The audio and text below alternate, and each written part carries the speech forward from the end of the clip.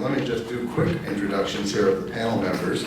To my far, well, to your far right is Chris Meyer. Chris is the founder of Sector 67, and it's easy to remember this because he's got it right on his t-shirt. Chris is actually a veteran of many of the competitions on campus and has actually been involved in several startups. Actually, throughout his career in competing for these various things, he won about $39,000. So it's actually possible to put together seed money for some of these companies through some of the campus competitions. We also, next to Chris, is Forrest Woolworth. And Forrest is a co-founder of the Capital Entrepreneurs and also a co-founder and member of the team at PerBlue. Actually, Capital Entrepreneurs is a fabulous organization. Something in the order of 65 entrepreneurs have just kind of come together and found ways to interact with each other, to support each other. They have a website, capitalentrepreneurs.org. It's a great organization, and they also have a number of events. So we're delighted to have actually many of the Capital Entrepreneurs right here on this stage. Next to Forrest, we have Heather Hilleren. Heather is the founder and owner of Local Dirt, and also one of the projects that company is involved with is called Locavore. This is all about connecting people who are interested in, people who grow, people who consume food, and oriented around locally sourcing, locally eating, locally supplying food. And she started this business when she was just prior to graduating from her MBA program here, has subsequently moved on to receive venture capital totaling out to close to $1 million, and has also won a National Science Foundation grant of $600,000 to move this company ahead. Finally, but not least, closest to me, we have Troy Vossler.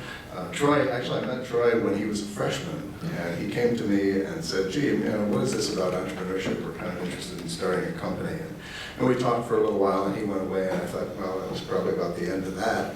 And lo and behold, it turns out he did indeed go on and has been involved in a couple of startups as a student, most notable of which is Sconnie Nation, which started out as a web-based apparel company celebrating what it's like to be a Wisconsin Sconnie, in short. Anyway, he is now a supervising attorney with the Law and Entrepreneurship Clinic and is working with a tremendous number of new startups in that capacity. And there is, by the way, a small brochure out on the table about the Law and Entrepreneurship Clinic, which has been a great addition. So without further ado, I'm going to introduce John and ask him to come on up here and take over on the panel. Our plan is we're going to talk a bit about entrepreneurship, and then we're going to close by 3 o'clock, and we're going to go on with the film. So, John, thanks. Thanks, Alan. Hi, everybody. It's just a sad irony that you have an older guy talking about entrepreneurship before the social network when you have all the young entrepreneurs here. But I would argue that entrepreneurship is as much a spirit as anything. First of all, is there anyone here who has not seen the movie The Social Network? Okay, so I will do my best to avoid any spoilers, but I just wanted to open with just a few remarks as I was asked. I found the film to be so interesting. First of all, it was crafted by one of my favorite screenwriters, Aaron Sorkin, who also wrote The West Wing, and he has a film coming out right now, and I can't remember what it is, but he's a marvelous manic storyteller. And in this film, we have the story of a young, nerdy Jewish kid at Harvard by the name of Mark Zuckerberg, who does not belong to any of the cool groups and is awkward in front of women,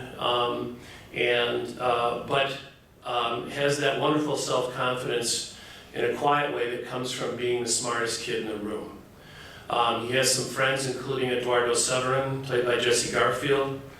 He encounters two hulking Olympians, second or third generation Harvardites, the Winklevoss twins. And later in the film, he encounters Sean Parker, played by Justin Timberlake. When Tricia Dickinson from the University Chancellor's Office called me, I said, I'll tell you, I really like all the different archetypes that are created by Sorkin in this film as it relates to entrepreneurialism. And I would just hold forth on this for just a little bit, and then I'd really welcome the input from my compatriots. But Zuckerberg, very early on in the film, realizes that the Winklevoss twins could make him cool. They could invite him into the cool houses and perhaps introduce him to some beautiful women. But they had a slightly condescending attitude towards him, and as in all entrepreneurial ventures, I started my own business as well, there are a couple tipping points where all of a sudden the lights go on.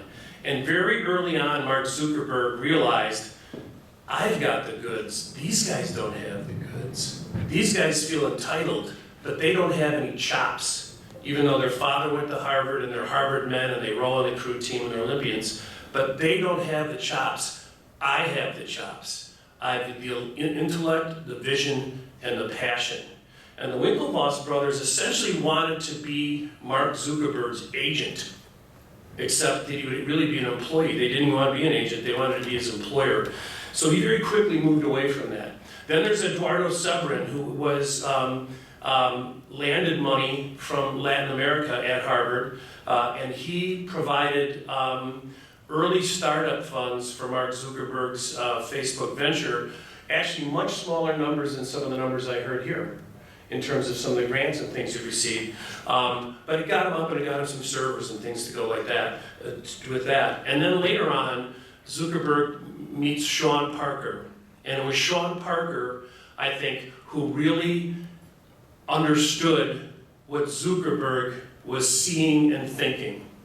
And he gave him permission when he was in fact surrounded by a lot of people who didn't get what he was trying to do. And Sean Parker saw in Mark Zuckerberg's Facebook concept one of the great elements of a startup, of an entrepreneurial venture, and that was it was disruptive.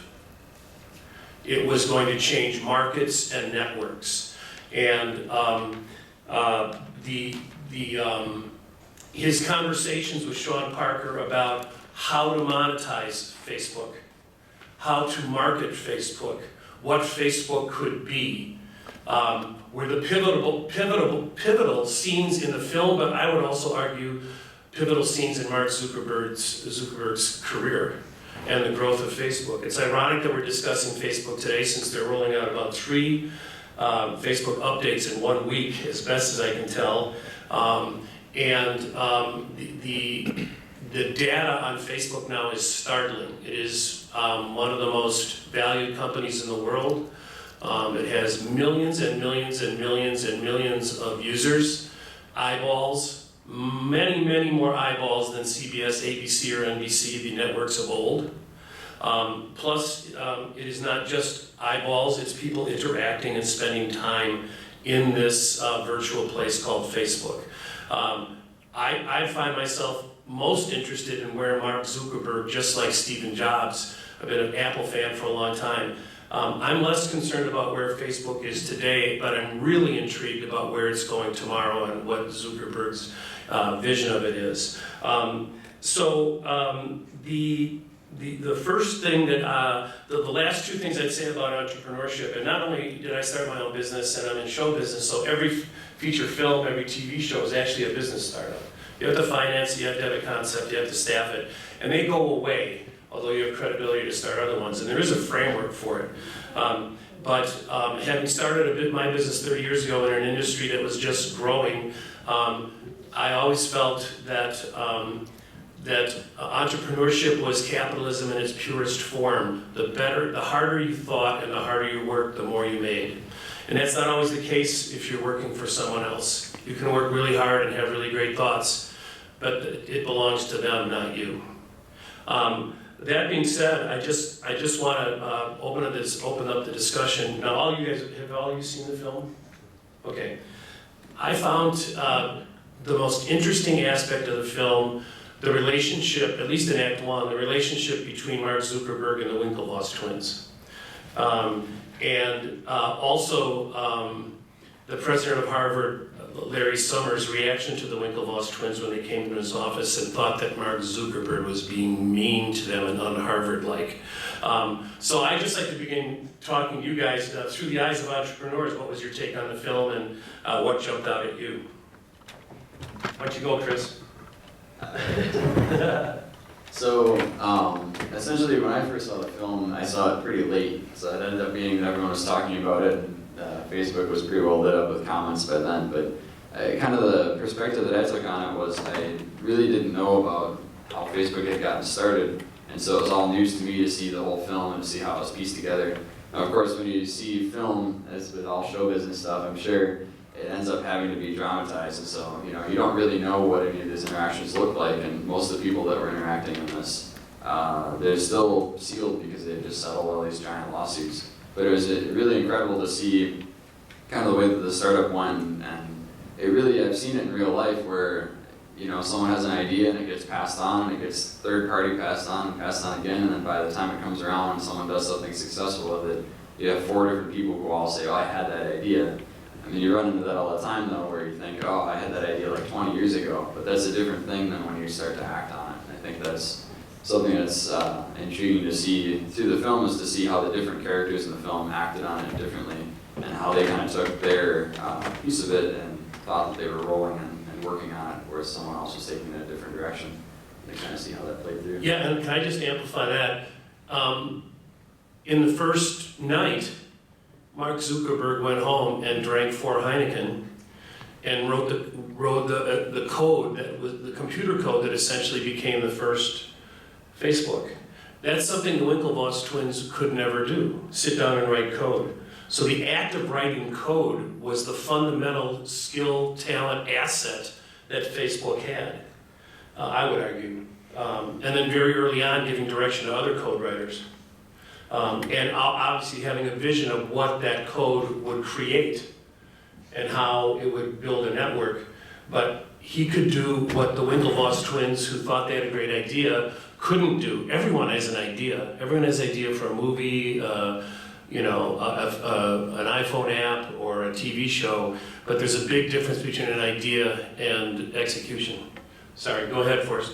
Yeah, definitely. I was actually going to expand and go that direction too, because ideas are a dime a dozen. I mean, everybody had the idea for Facebook at some point probably, and that's the the disagreement between the Winklevoss twins and Mark Zuckerberg was, we started, it was our idea, but ideas don't really matter. It's all about execution. You can have the best idea in the world, but if you can't execute it, it's not going to get done. It's going to go nowhere. So execution is very, very important. And also, so back to kind of the initial hype with the Social Network movie itself, I actually went on opening night with a bunch of people from Capital Entrepreneurs. Because we were kind of, at least I was pumped. This is actually getting released, public, and it's kind of cool. It is very glamorous. Like I've followed Facebook since its beginnings. I mean, I was my class, I guess, in school. We had Facebook our entire college, and we were like the first year to graduate where we've had our entire college experience. So I had it my first semester freshman year. Was when it was first kind of launched, and we actually had it. So it was interesting to see that experience and see Facebook grow the entire time and be a part of it and see it transform. I mean, Facebook used to just be a page with your bio on it. I mean, that was it. And then it was cool. They added, then they added pictures and they added all this other crazy stuff, and it's like not recognizable anymore the way it's gone. So it's interesting. Heather, your thoughts? I'll piggyback on what you're saying, because I think you said one of the most important things first, and that is good idea does not mean you have a valid business, and it really is about execution. There's so many other social networking companies out there. There's obviously MySpace that got quite popular, but Mark did something that was noticeably different than the others, and Chris, back to what you were saying, I'm sure a lot of people were saying, oh, I had that idea, just like a lot of people have said to me, oh, I have that idea. But nobody else is out there doing it. So yeah, it all is in the execution. I didn't see the movie because I guess being in the startup world and being around so many other startups, I get a little frustrated sometimes when they make it look like it's just one person. Because it's never, ever just one person that starts up a company and does it. Just because, as you said, it's all in the execution. And there's so many things that you have to know. You have to know finance and marketing and just everything. You're supposed to do and know everything, and there's no way you can, and so you have to constantly pull from other people and know other things. So yet on Entrepreneur Magazine, you'll see one person, you know, and I was worried that the movie would talk about one person as if it was all him, and I'm sure there's some other influences that were part of it. If I can just speak to that just briefly, there are other people. Very early on, he auditions for programmers by timing them and making them compete against each other.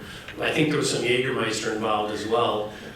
Compete against each other, and then the one who did it the fastest and the best was hired. But there were a core of acolytes, for lack of a better term. But I will say this: I think that if you look at entrepreneurial ventures that take off, in a lot of them, not all of them, there's one person who has a vision.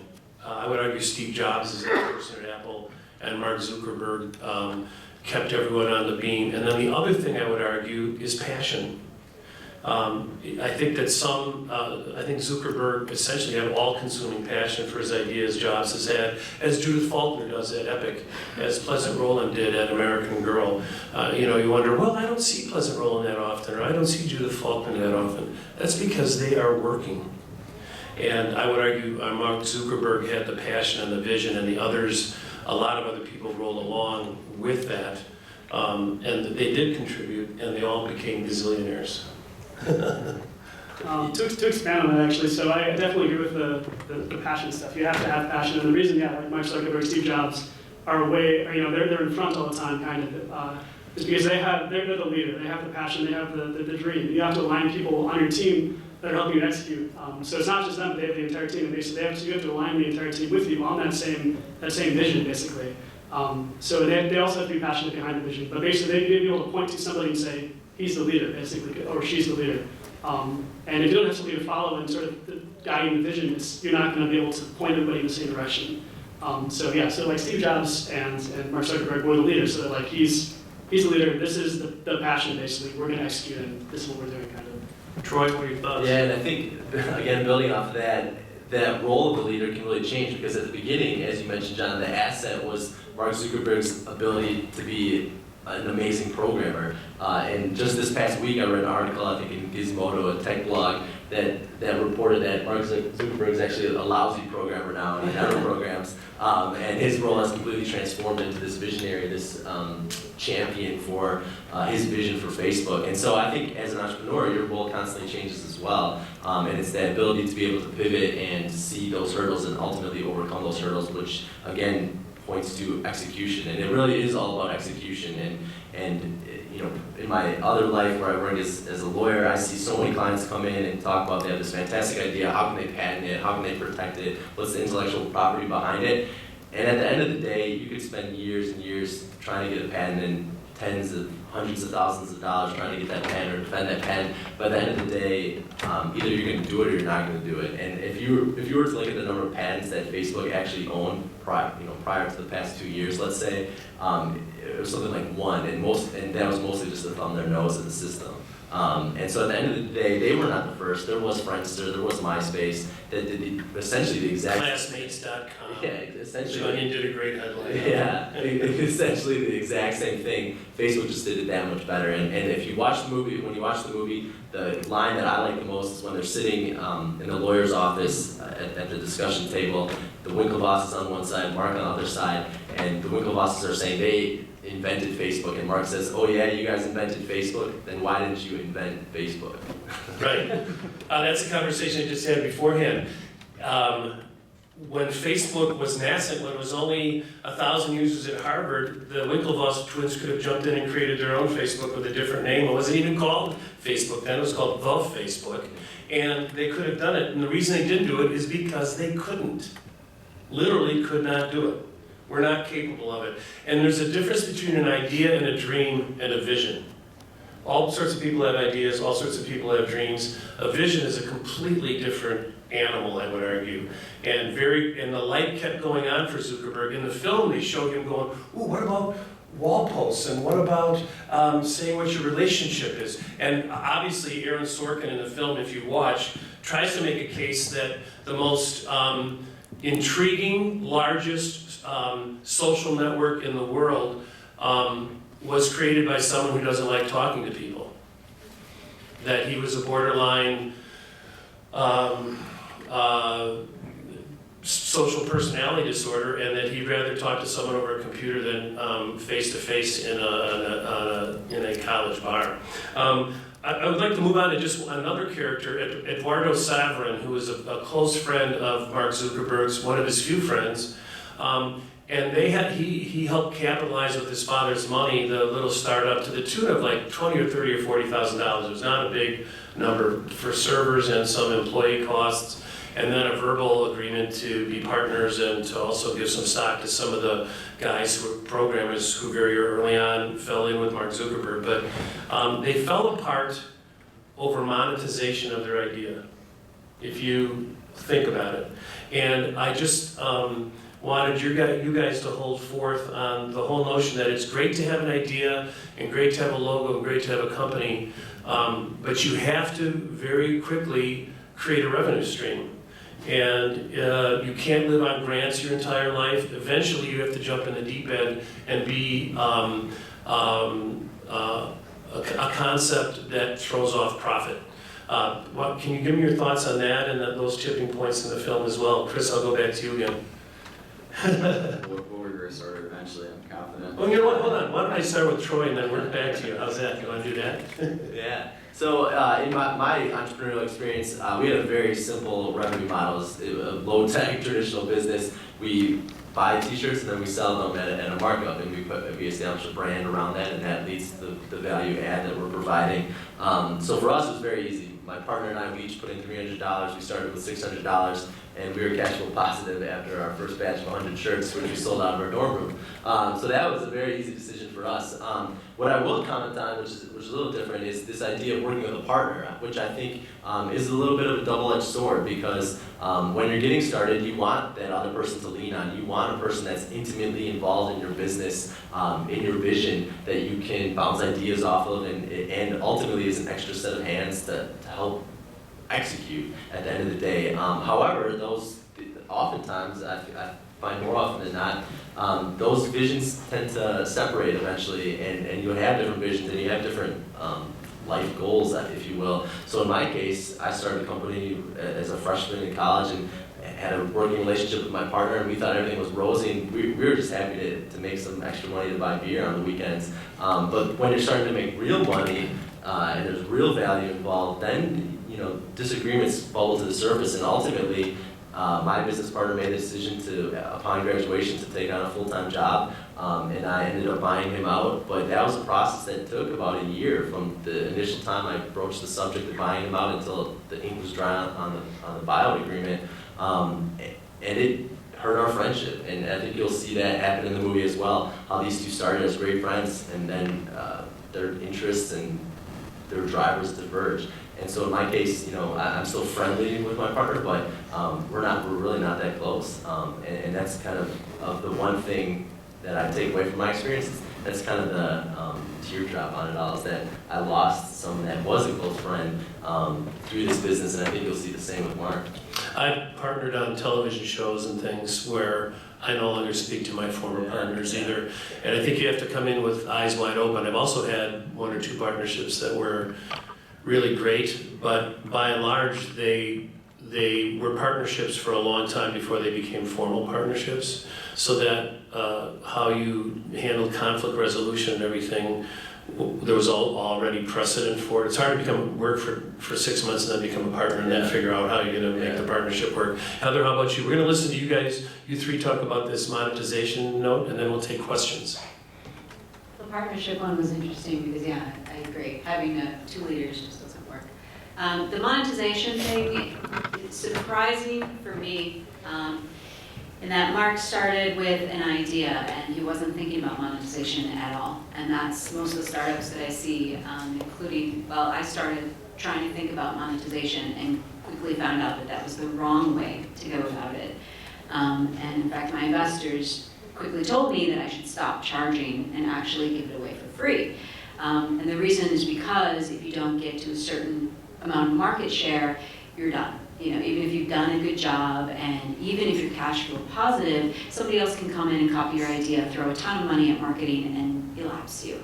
And so first and foremost, it's about market share, actually, is what my investors have told me. And from what I've seen from the startups that have happened out in California, it was true. So really it is back to the vision, it's back to providing something that people really want to engage in. And so if you don't, how do you tell if they really want it? You give it away for free and you get as many people on. And so that was the power and that was the value that he had in the company, was really having so many users. And you know, that was the Zuckerberg strategy as well, and that's where he fell apart with Eduardo Saverin, who wanted to monetize it right away with bad local roofing commercials. Forrest? Yeah, so I guess to expand on that, so yeah, I mean, the disagreement was all between Eduardo wanted to do more traditional, monetization rates. They wanted to put a bunch of ads all over the page and basically disagree with Mark Zuckerberg's vision. Facebook is very clean, it's very elegant, it's very simple. And Eduardo wanted to have flashy logos, you get a 100,000 visitor, you're a winner, that kind of stuff on there. And a bunch of other stuff too. But yeah, so I mean, monetization and revenue stuff is very important. And the way we kind of did things with PerBlue is we were bootstrapped. So I mean, we basically had a little bit of money on board to kind of cover operational expenses, but we kind of needed a revenue stream to actually be able to get going forward and see progress. So putting yourself in a position, if you're starting a company that you are in more of the bootstrapping mindset, instead of going to investors and raising $5 million that you're just going to go and burn through, putting yourself in the bootstrapping mindset and saying, all right, I need to ultimately get a revenue stream somewhere. So you need to have, constantly have it in the back of your mind. And with us, so we make games. And so our first game was on the market, and basically we didn't have a revenue stream in place for the first about a year and a half. That was by plan. So we ultimately had the plan for putting in the revenue stream and the revenue source. But that didn't get in until about a year and a half later. So that, keeping that in mind and having, knowing how you're going to actually monetize is important, I guess so. Yeah, I mean, having done, I guess, the business plan competitions at UW for 4 years, having all that experience of writing up these business plans and working with a variety of people on it, all of my plans that I've written previously all had partners in them. And yeah, I found the vast majority of them would graduate, they have a different goal. Their goal was to go and get a full-time job and pursue that path. And my goal, well, a lot of times, obviously as an undergraduate and a graduate student, was to continue in school, be around here, and then work on an entrepreneurial startup as a side project. So those paths just don't mesh very well. I mean, if you've got somebody who's your partner in school and they're graduating, they're going to need to do something, and they need to be really, really committed, or they're going to find another path. So it's really interesting as a student, especially trying to balance entrepreneurship. When you're a professional, you can kind of pick your own path, and you've already probably got a job and you're doing this as a side venture. But when you're a student and that is your job, it's a different case. But I guess the biggest perspective I can do is, having done these business plan competitions, that's the first thing you think about.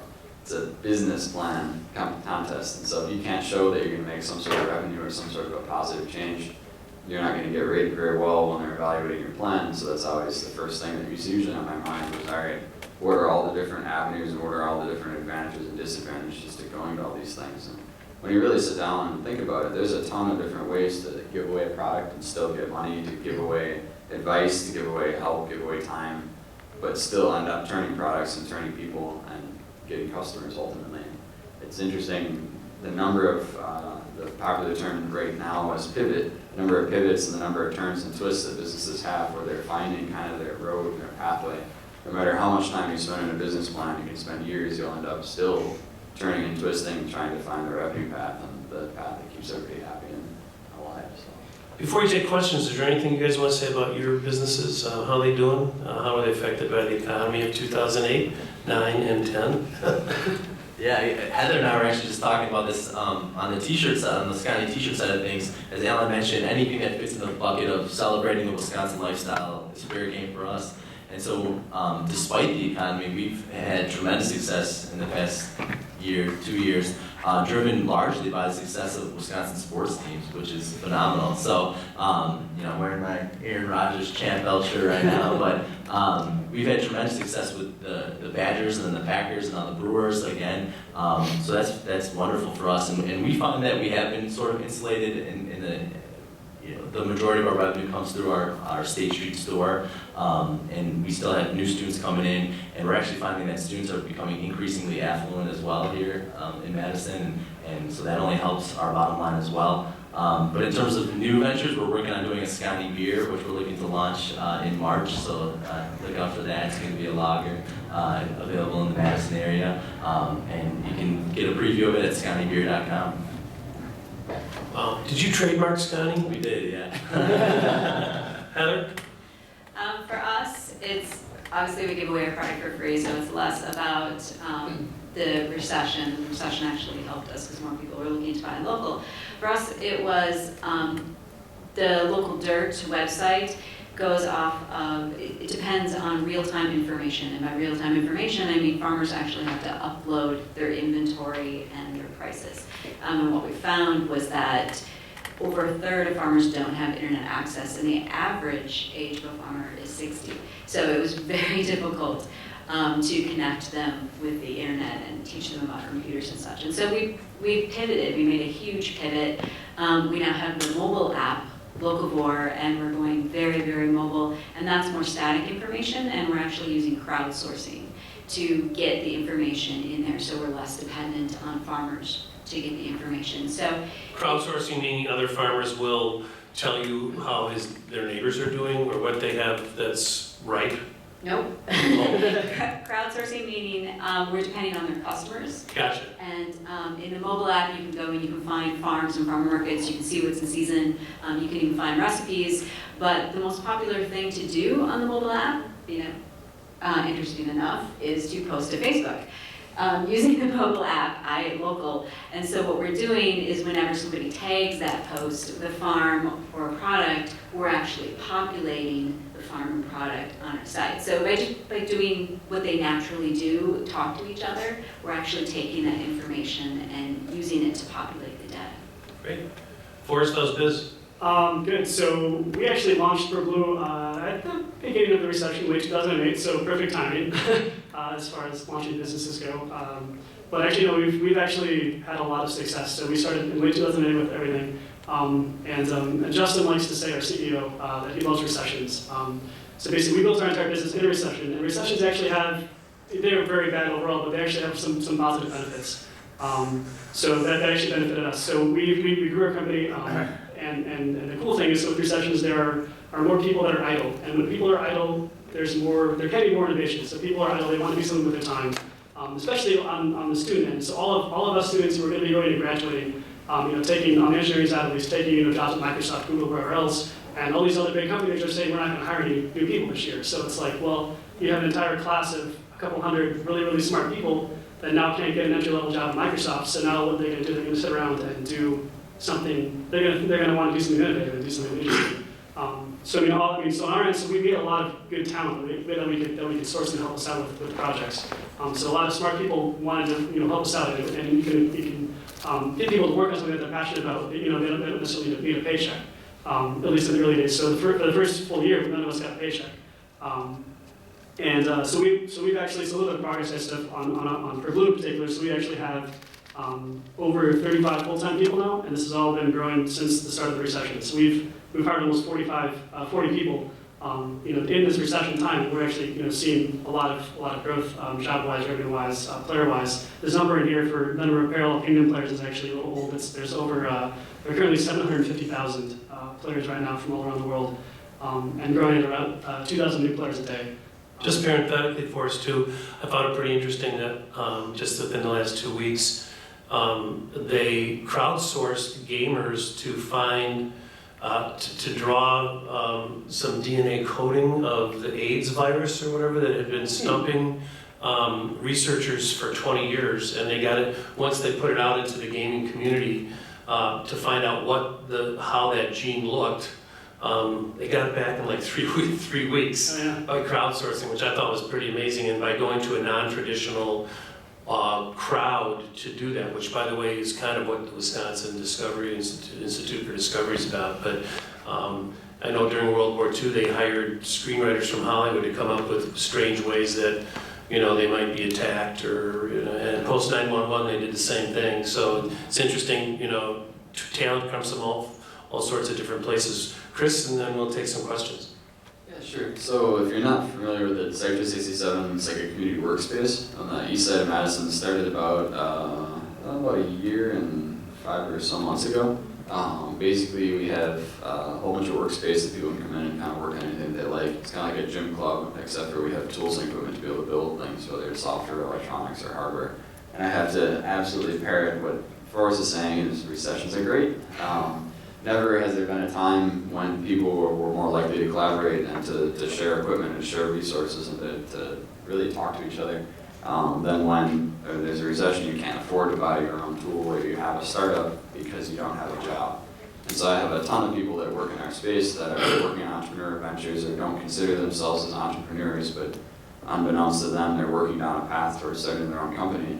And you just wouldn't see that otherwise. If everybody had a comfortable job and they were sitting at home hanging out, that just doesn't really just pop into your mind and go, I'm going to go out in the garage and work on things. So it's really incredible to see that. But yeah, basically we started out about a year or so ago with about 1,000 square feet in a warehouse on the east side of Madison, and now we have about 4,100 square feet and are eyeballing towards 6,000 or 8,000 square feet in the next about a year. So we've been expanding quite a bit that way, and these spaces themselves actually have been popping up all over the country in major cities. So really incredible to see that. So. Just to add a button to all of this, I wrote a piece for Madison Magazine last year saying I just felt like the Apple Store in Westtown was the coolest place in town, because it kind of was American capitalism at its best right now, and that maybe what we produce is entrepreneurs, not refrigerators and air conditioners anymore, but people with really innovative ideas that then are assembled doesn't matter where it's assembled. I would argue Steve Jobs and Mark Zuckerberg are actually great examples of the new American capitalism, and hopefully they can make sure that there's work for everyone within these models. Take about 10 minutes for questions, and then we'll roll the film. If anyone has any questions, please raise your hand, and we'll see what our panel has to say. Yes, sir? Can we find this online? It's being recorded. Are you putting it up? PerBlue is recording it, yes. Will it be online on the PerBlue site? Next week, yeah. PerBlue.net.com.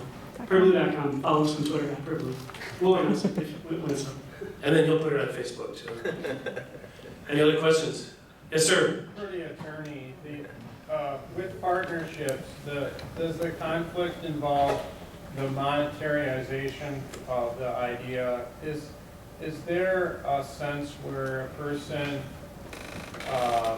chooses to have a conflict with the other person for their own benefit? Is there a self-interest that causes the conflict, that they've made a choice? Is that where the conflict generally comes from?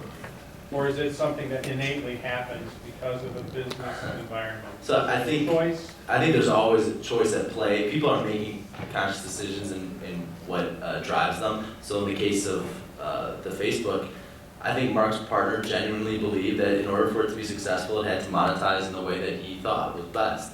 Mark thought otherwise, and who was right, you'll never know because they only tried it one way, right? And you could even argue that the first guy his partner was right because that's what they do now. So there is definitely choice involved. In my case, I think my partner made the choice that it wasn't something that he loved getting 50% of the benefit, but he didn't like putting in 50% of the effort, right? So I don't think it's 100% true that every partnership will fail, but I think that it's a very high likelihood if you don't have a good working relationship and you don't have expectations set, if you don't have an agreement between each other on how the partnership might dissolve or how you can buy each other out. All that stuff leads to a lot of disagreement and a lot of waste. I mean, in my case, it took a year, and during that year, I didn't put effort into the company because I wasn't personally incentivized enough to do it. to do it. And so it hurt the overall asset that we were arguing about. The same is true that, you know, the NFL kind of saved themselves. If you know, there's the owners versus the players arguing. At the end of the day, that's a partnership too. And if they were to argue long enough, that would have hurt the underlying asset, and then fans go away. It happened to Major League Baseball years ago. It's going to happen to the NBA. So I don't think it's 100% true that it will always happen, but I think there are steps that you can take to mitigate that, and that is understanding the partnership ahead of time, having a longer term, like John mentioned, working relationship before that, and then putting a lot of stuff in writing at square one, because you'll never agree more than at day one. You'll never agree more. I had a partner on a multi-million-dollar television show who I eventually hired a lawyer to speak for me with him, and I eventually dissolved the partnership because life's too short. Really, it's just no fun after a point, no matter how much money is involved. Any other questions? Yes, ma'am. I graduated in journalism a long time ago, and about the 70s I started to have these thoughts of what it was like, and they started out as grandiose projects, which I started on, and then little businesses, and I think you outlined all the questions I have when I start, you know, when I think I'm really going to get to it, and I wondered about a resource. Wherever they have this information, are you going to have a little commentary summary of what happened here? I don't know what the university, in terms of providing a resource, obviously PerBlue will have it on the web, and I don't know if there'll be a synopsis on any of the UW sites. I'm getting a head nod. Tricia? Yeah, we can write something up, and we also encourage everyone to be aware of the Entrepreneur's Resource Plan. I'm sure maybe you can say a Sure. word about that to the upper mic. Yeah, absolutely. So there is a resource on campus. It's actually a collection of resources located here on the west end of the building, known as the Entrepreneurs Resource Clinic. And so it's made up of different campus partners like the Law and Entrepreneurship Clinic that I work for, the Office of Corporate Relations, the Small Business Development Center, the Wisconsin Entrepreneurs Network, you name it, a number of resources all geared towards helping entrepreneurs take an idea, executing it, and creating a business around it. And so there are open office hours, as well as our various websites that you can go to apply for services. There is some literature outside the room here, outside these doors, that you can pick up. But other than that, if you're just curious and you are inside this building sometime on a weekday, feel free to wander over to the west end of the building here, to the Entrepreneurs Resource Clinic, it's called. Enjoy the film. Alan's going to come back up and wrap things up. The film's directed by David Fincher, a great director. His latest film is coming out this holiday season. He's doing the American adaptation of Girl with the Dragon Tattoo. It's out Christmas time. So, thanks folks. Thanks to the panel. Chris, Forrest, Heather and Troy. Good luck, you guys.